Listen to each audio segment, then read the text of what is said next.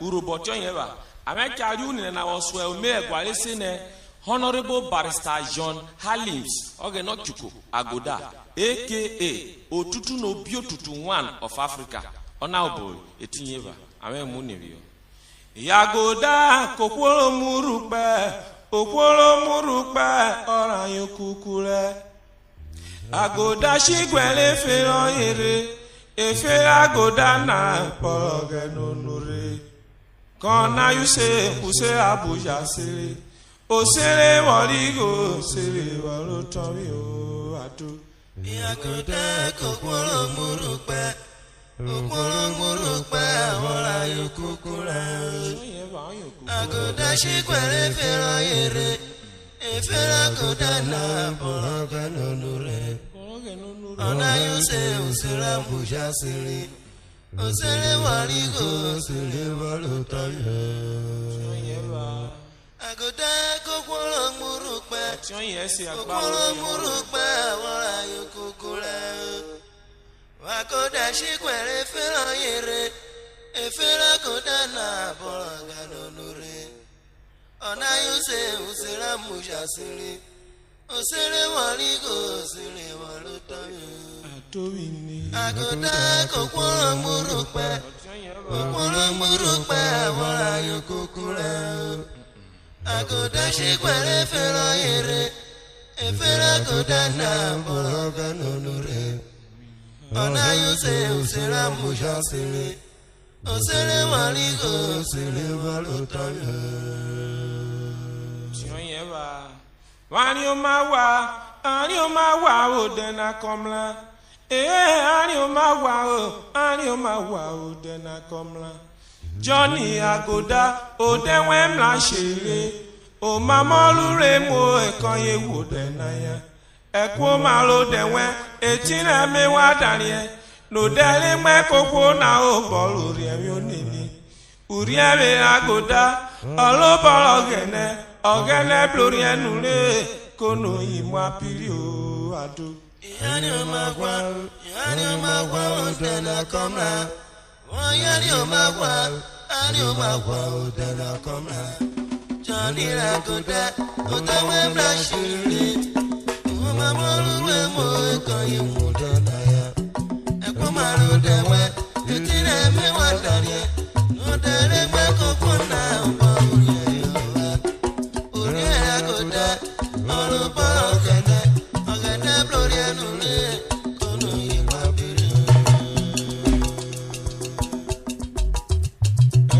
Why you share very fair Urhobo? And you ma why you share very fair what do we never do? You ma why you share very fair and you ma why you share very fair I go down. You ma why you share very fair when you go o mi e gwana le metana you ma why you share very fair wa go down le metana on you ma wa Obolo ye aponwa o makowe Urhobo Otutu no bi otutu Urhobo ne yeruwe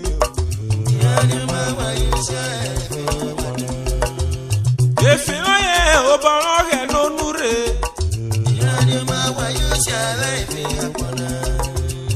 Wenu ge obolo twa pe ye biyo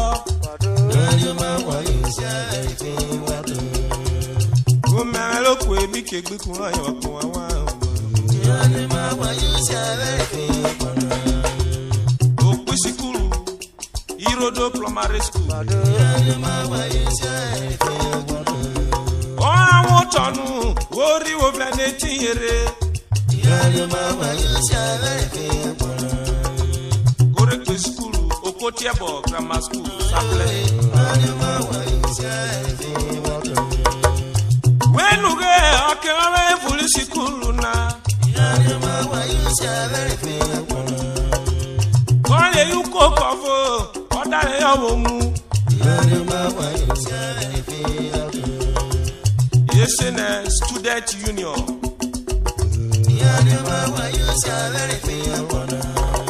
wu koko na mu foke arwe lijese Hemo lijese awon igede ri sikuru Wenu ge oke wu koko na mu Uru peli sikuru korina igere Village Ijeseje adalu kokona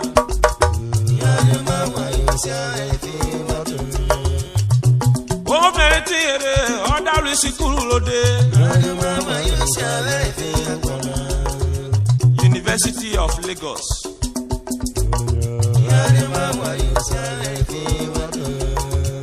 Wenuge onwa awon tonu Korekwe school esene Nigeria Law Lagos Ole de suri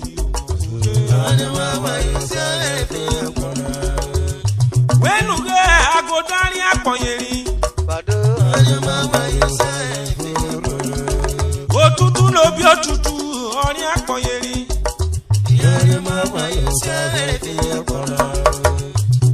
Wenuge korere kiri politics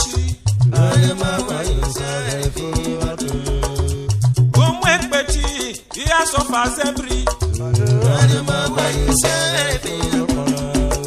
Ukwe 1992 State House of Assembly Asaba Onwalo Obolosu Obasaba O madame Urhobo O maveru Urhobo no kaloku ojonana O kaloku ojonana ona no kwa awakuma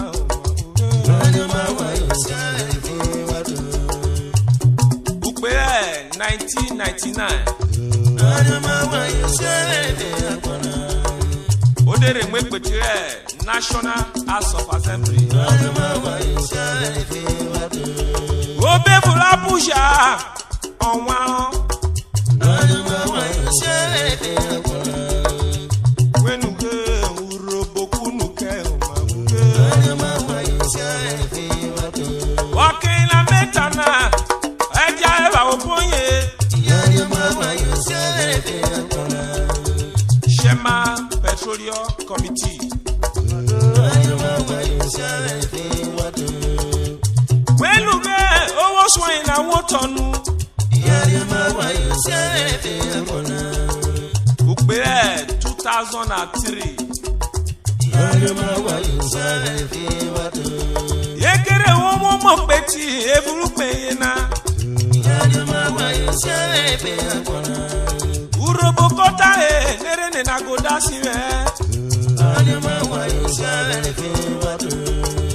Die mo kwon asa oyije pasa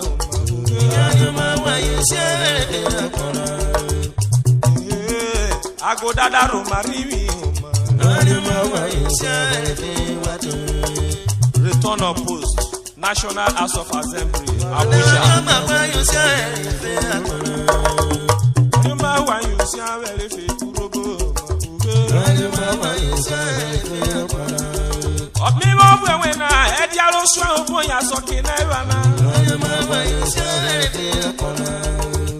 Chairman Budgeting and Research National Assembly Otutu no bi otutu ekoya isuo Omi egwana mefewela oke wode tapusha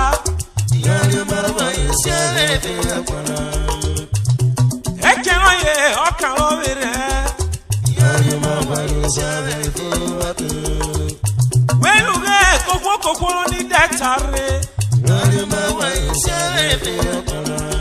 Ode tuwe agoda elute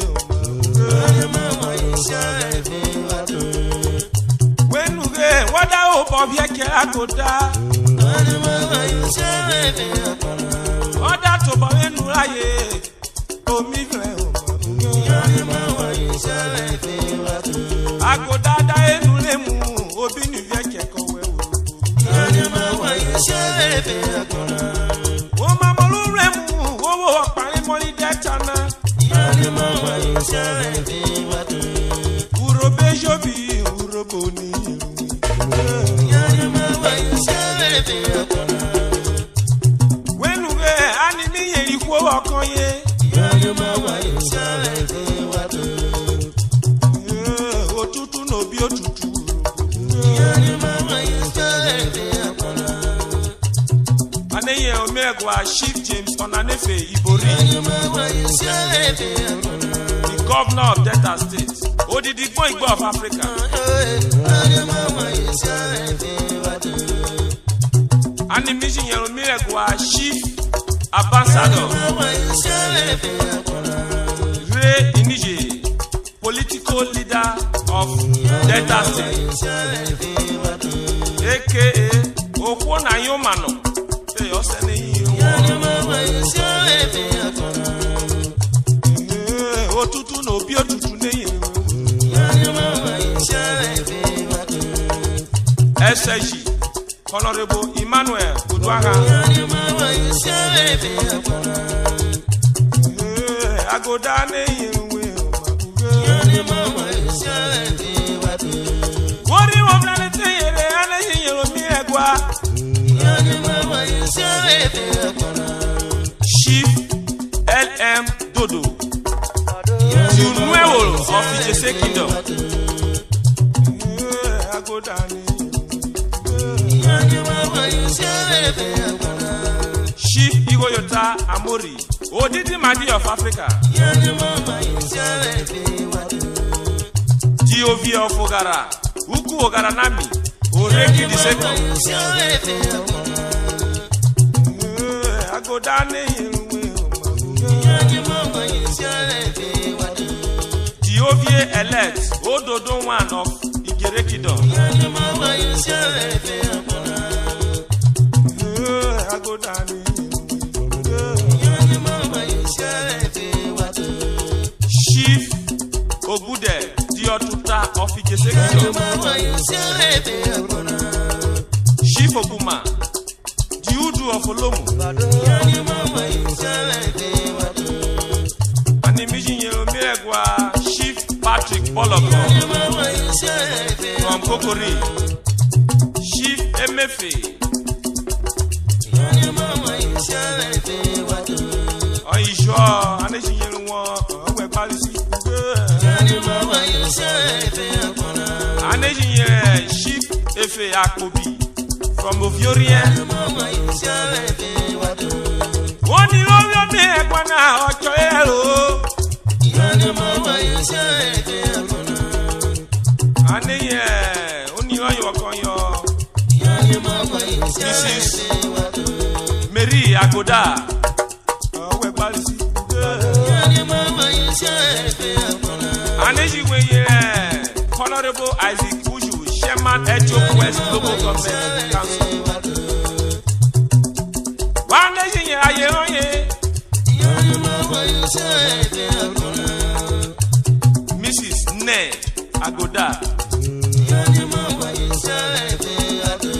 Omoroyin Master Ojuwedere Agoda Yanyama yusefe Akpona. Oni Omoroyin Madam Victoria Agoda Yanyama yusefe watu. Inokuro kwejo ese aniyero wawa Yanyama yusefe Akpona. Ugbe yaro yese aniyero wawa Yanyama yusefe watu. Emeka obi yose wawa segbe wore Yanyama yusefe Akpona. Animation oni Omoroyin Save Agoda Yanyama yusefe Akpona. Omi egwa na metana otutu no bi otutu Yanyama yusefe watu. Ode tedi alo darigo o ma kon eroko Yanyama yusefe Akpona. Ose na feri one ki agimoto kere Yanyama yusefe watu.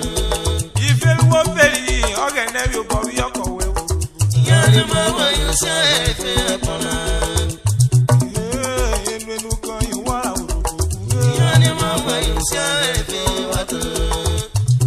Johnny Mo asuno mire o.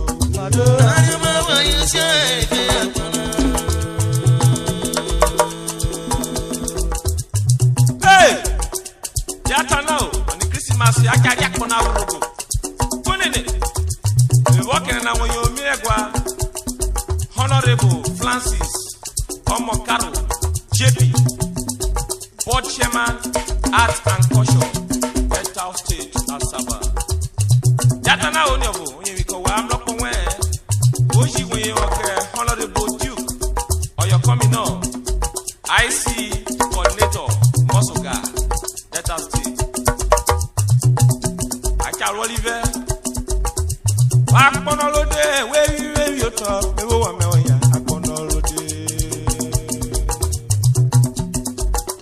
Akpona Orode, we move where you talk, we will want me. Akpona Orode, we move where you talk, we will want me.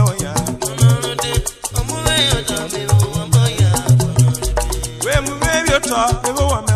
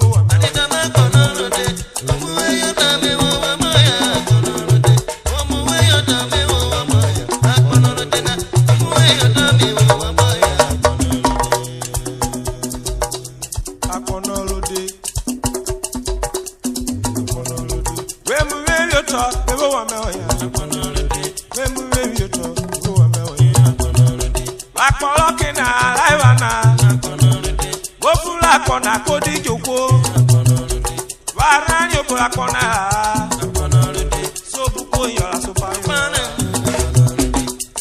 ọmọ pisikuru won yo nebede wotonu obe mi roru ofura po kodi joko imo na keji roro na ikasari o shawu na ye gasadi o pere wu orari lolo kwari aye orari lolo kwari tobo ai toro kunu ai de pigere ai toro kunu ai de pigere won me kono fu Akpona kodi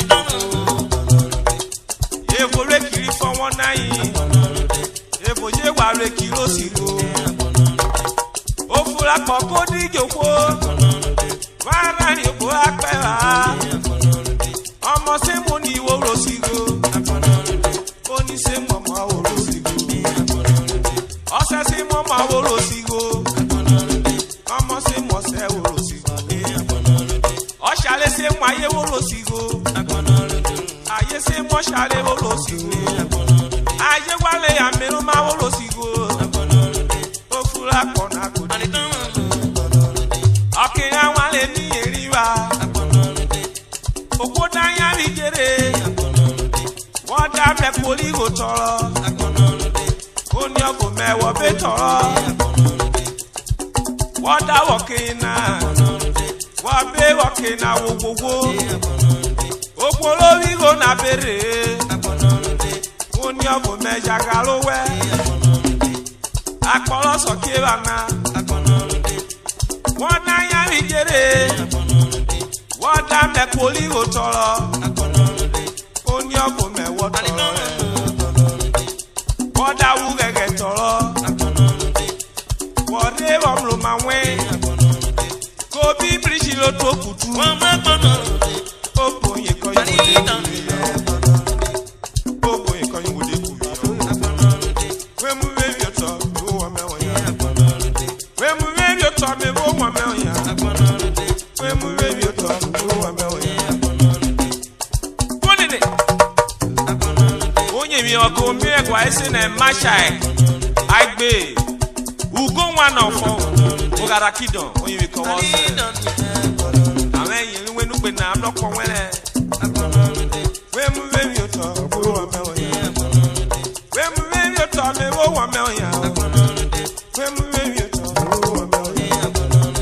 na choir me Okwepa. Hey vote.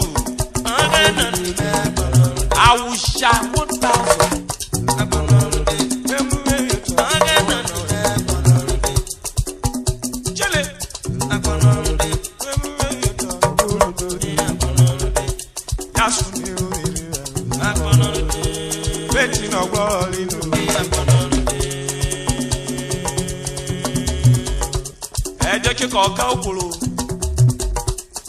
Hey, Babylon. Hey, Victor Godi. I'm not going.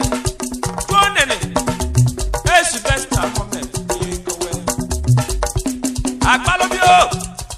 Oh, yes, sir. I'm going to be well so well. Yatana Oki. Hey, Simato, you're coming on. If you know, man. Go on, Nene. Hey, piano.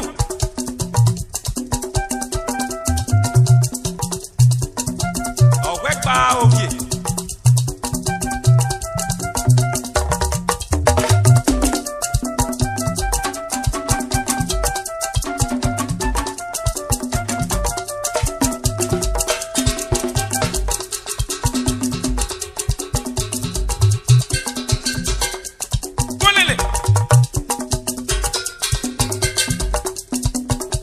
Hey, everybody. I just want to make a call.